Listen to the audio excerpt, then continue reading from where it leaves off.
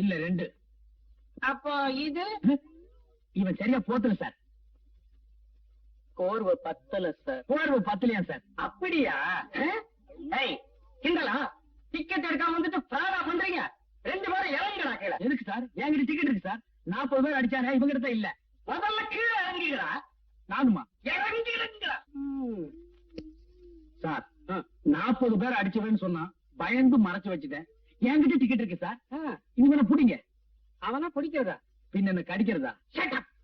ஏண்டா 40 பேர் அடிக்கிறவெல்லாம் மறைச்சு வச்சுட்டு ட்ரெயின் கொஞ்ச தூரம் மூவ் ஆன உடனே ட்ரெயினே நிறுத்தி ட்ரெயினை கொள்ளையடிக்கிறதா பிளானா?